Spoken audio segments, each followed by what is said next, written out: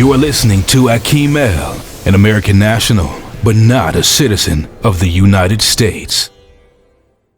All right, peace, everybody. This is Akeem L. from the Hindsight Radio, host of the Truth Tuesday show that airs every Tuesday at 7 p.m. Eastern Time. I want to do a video on this GPO Style Manual. You know, this is the manual where I showed you guys how to claim a nationality for your passport, right? I showed you the nationalities, these here, right? I showed y'all that. But this manual is a whole lot more than this. This manual shows you how to properly style your paperwork when you're corresponding with these governmental entities. Why is styling important?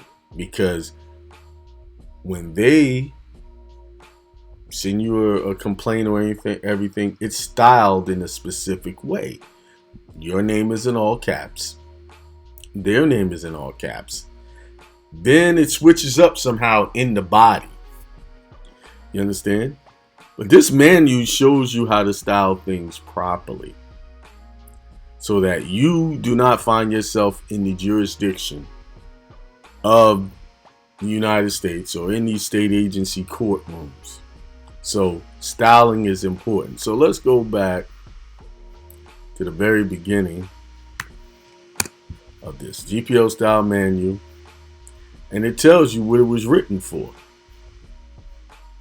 It was written to create a standardized styling of all paperwork so that people can understand and recognize what they are reading.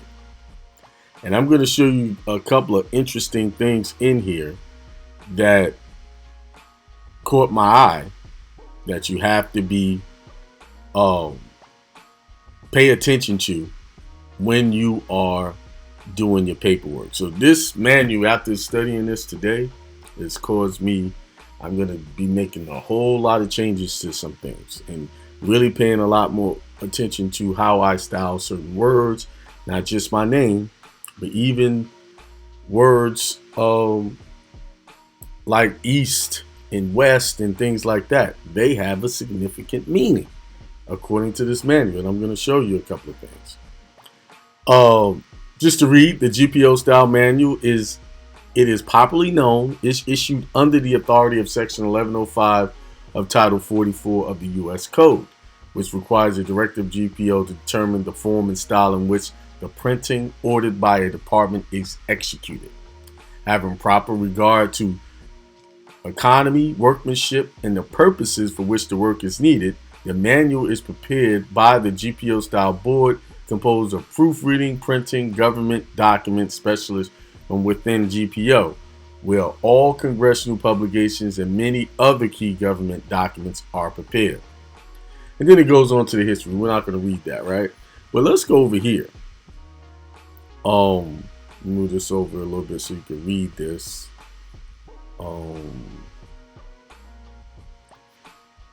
This is cut off.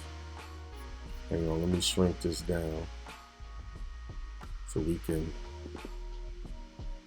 move it over. Now, I show you guys how to get your passport. Guess who prints your passports? That's right. Government Printing Office Agency. They print it. And it says GPO resumes passport manufacturing operations.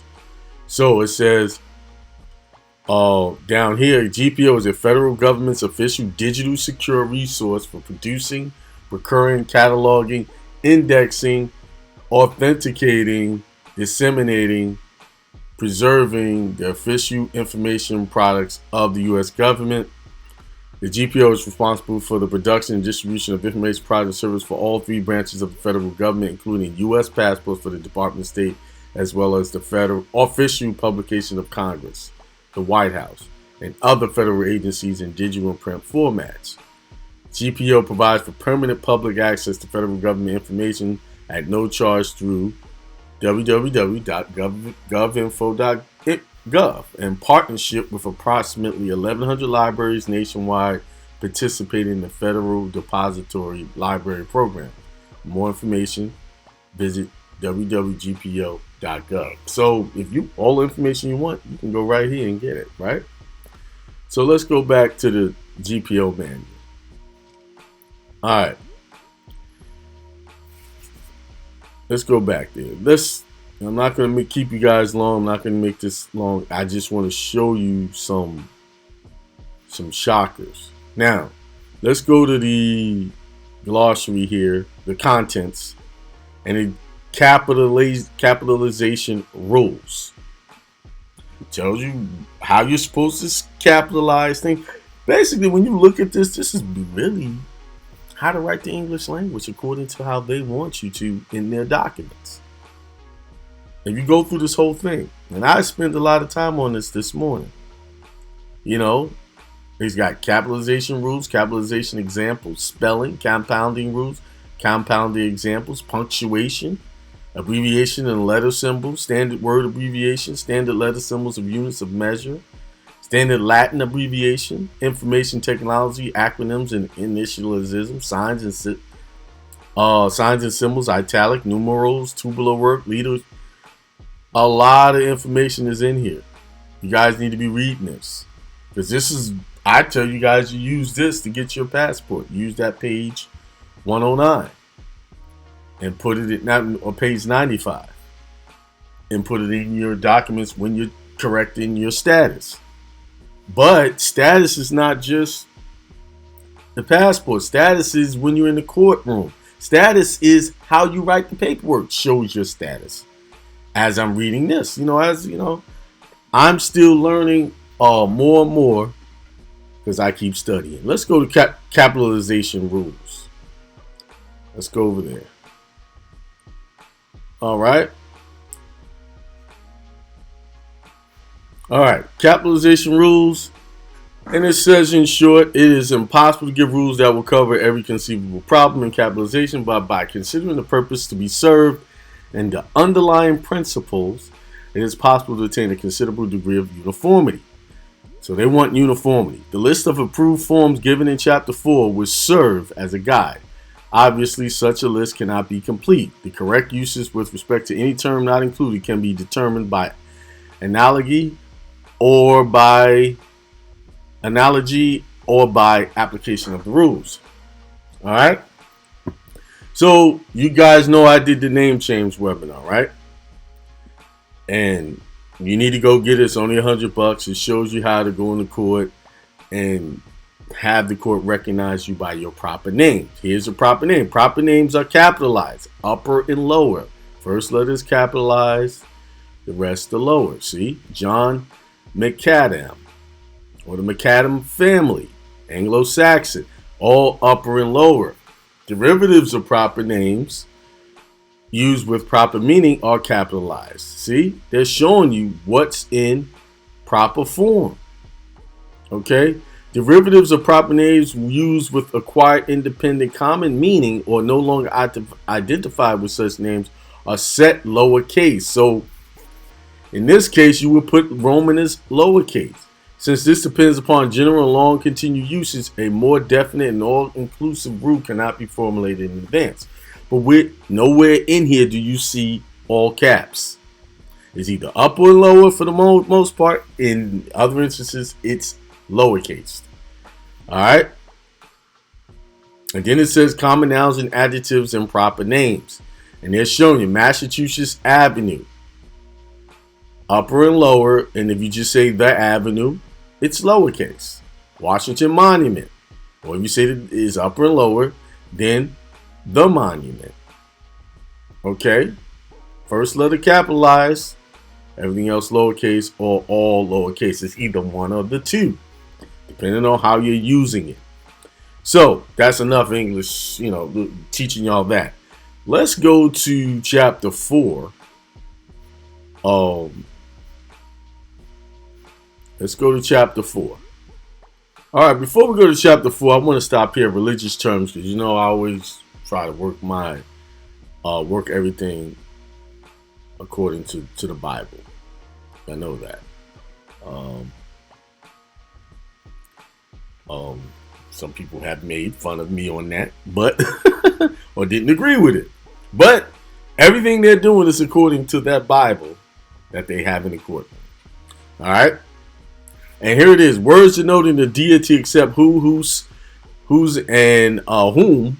Names for the Bible and other sacred writers in their parts. Names of confession of faith and religious bodies and their adherents. And words specifically denoting Satan are all capitalized. Why did they signify Satan specifically? That's interesting. Heavenly Father, up and lower. The Almighty Lord. See, upper and lower here. Gods. Then it says fatherhood. That's all lowercase. Mass, communion, divine Father, but divine providence. Divine guidance, divine service. So if you notice, a lot of the religious terms are using a lot of lowercase. Son of Man, that's upper and lower. Jesus, upper and lower. Sonship, the Messiah, but a Messiah is lowercase. Messiahship, messianic, messianized, Christological, and so on and so forth. All right.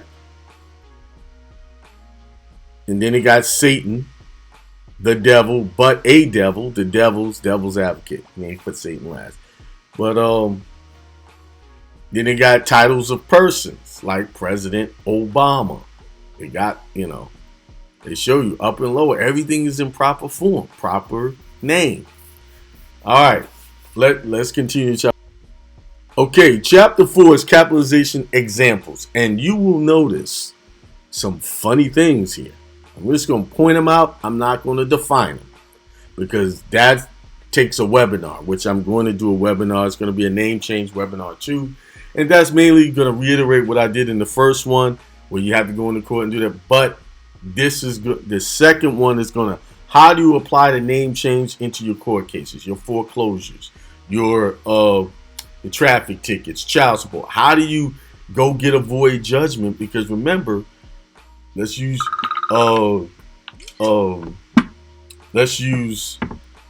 child support as an example. That order is in an all cap name, which is not a proper name. Okay, so that's why another webinar is needed. So I'm going to show you guys how to do a void judgment properly so that you can pull yourself out of the jurisdiction. See, you can, in cases, even if they got a judgment, you can get a void judgment, vacated judgment, if it's for lack of jurisdiction. And the jurisdiction is improper name. You were not properly served in the proper form or proper name according to these documents. None of that stuff's in proper form. So y'all got work to do to go fix some of y'all problems. And here we go. If you notice, it says Africa, right? That's the proper name, proper form right there. And then it says it's got East. I want y'all to remember this because when I get to East, you're going to see some things. So Africa is lowercase east and then upper and lowercase East Coast. Then it's lowercase north. But notice there's no uppercase north, right? Then there's south, upper and lower south, and then upper and lower southwest territory of, and then west coast, upper and lower. You're going to figure out real quick why I'm saying Africa in when I start getting into these other ones. So let's go to East. Okay, here we are, East. So according to the GPO Style Manual, East, depending on the form, has different meanings. So these are all East. What's under East? Coast, Africa. Middle East, Middle and Mid-East Asia. Near, Balkans, side of New York. South Central States. The East section of the United States. So if it's in upper and lower, this is what it means. So when you're typing paperwork, bro, and you want to use that word, you need to use it in its proper form to denote what you're using. Now, if it's in lowercase, all East is in all lower. It's Africa. Coast, U.S. Pennsylvania. Now this is weird because Africa keeps popping up in here. So, okay, Eastern, different meaning. Gulf states, Mideastern Asia, North Central states, shore, Chesapeake Bay, states, United States. So if you use an Eastern, it can mean any one of these. But you have to be specific. Eastern Gulf states, Eastern, Middle Eastern, North Central states. So you got to put Eastern in the beginning and then North Central states. Eastern, North Central states. Eastern, shore. Eastern states, Eastern United States, right? There's a deeper meaning here, but I'm not getting into it on this video. East, then here's Eastern in all lowercase. France, seaboard, Wisconsin, huh? So, well, it seems like some of these things are related somehow. Maybe Wisconsin was considered France at one time. Maybe I need to do some research. I'm just throwing hints out there. All right, so let's see if we can find North, right? Let's see if we can find North. Okay, we got North. So what does North represent in upper and lower?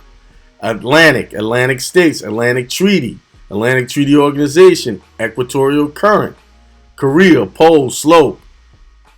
And that's Alaska, star, Polaris, the North section of the United States. Then North in all lower cases, Africa, then Ohio, Virginia, etc. That's weird. Then they got other northern Ohio, northern states. How come under North? This is strange. Definitely strange. All right. Let's keep going. Let's go to we did East, we did North, and then we're gonna go to South. All right, here's South.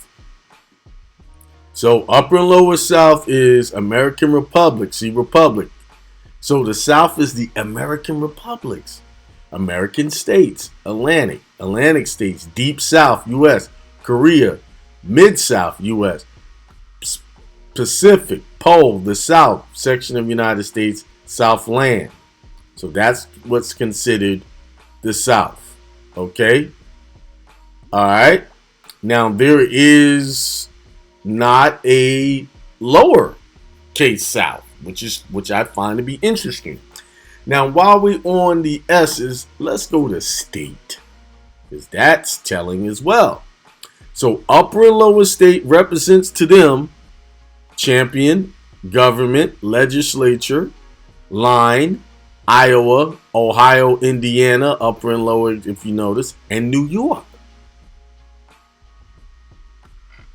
Of Israel, of Maryland, of the Union Message Address, of Veracruz, out of state, but out of stater, prison, Vatican City. These are all upper and lower. This would represent to them. Now, if it's lowercase, church and, so it would be church and state, lowercase. State of the art, lowercase. State of the art technology, state welfare state, however you're going to put that. Also downstate, in-state, multi-state, statehood, state house, stateside, statewide, sub-state, tri-state, upstate. So you want to use the actual republic, you would use a lowercase here.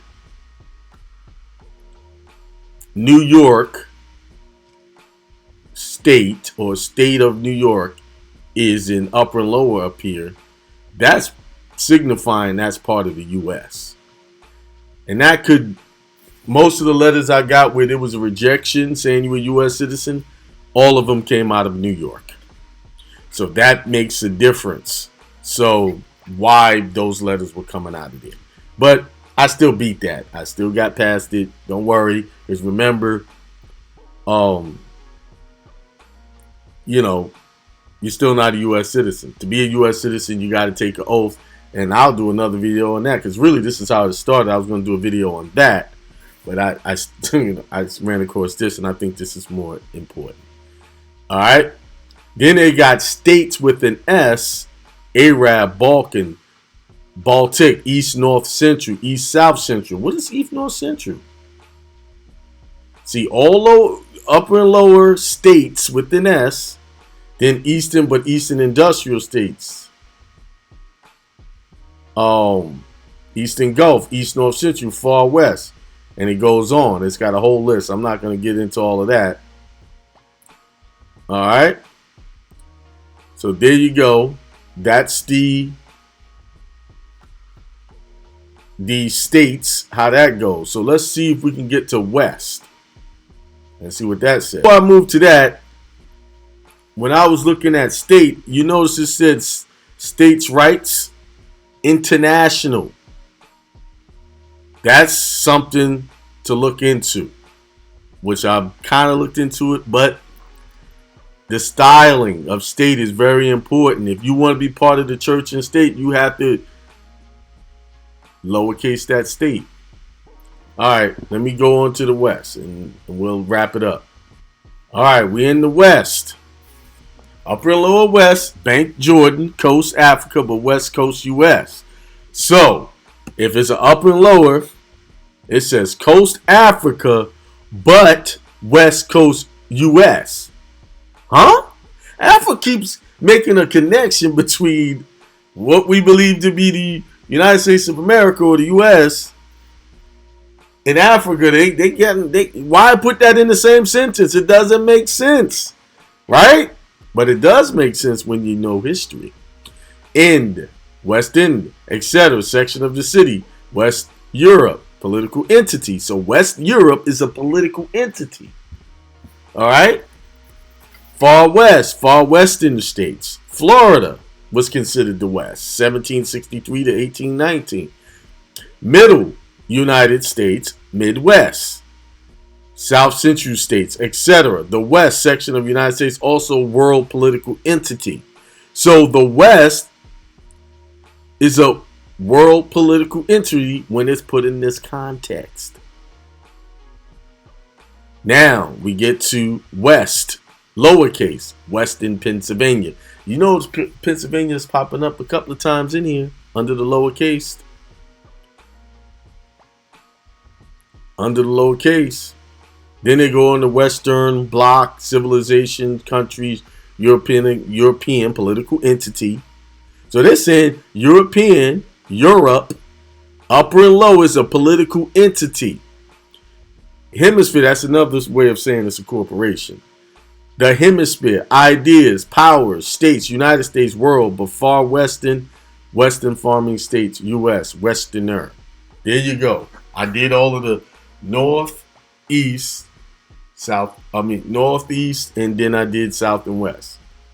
There you go. So you guys got some reading to do and some work to do.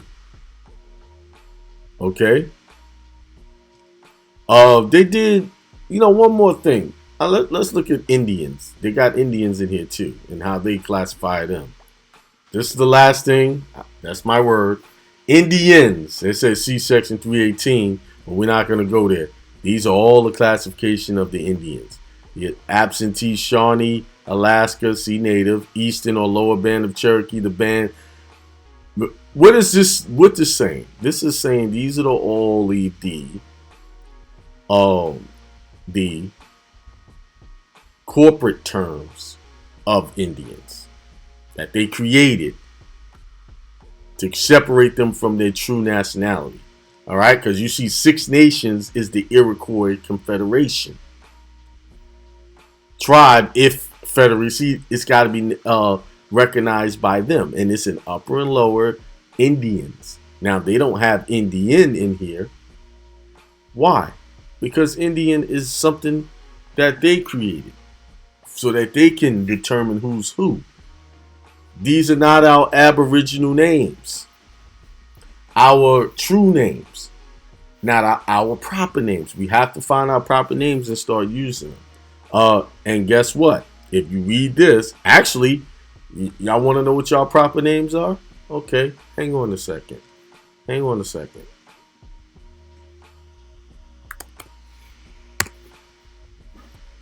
Here's your proper names right there. These are all tribes.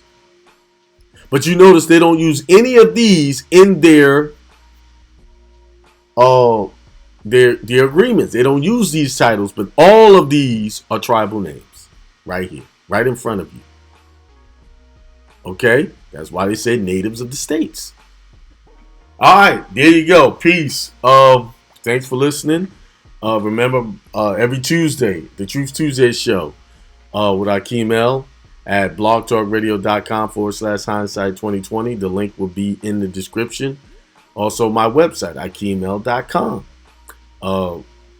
where I have plenty of remedy.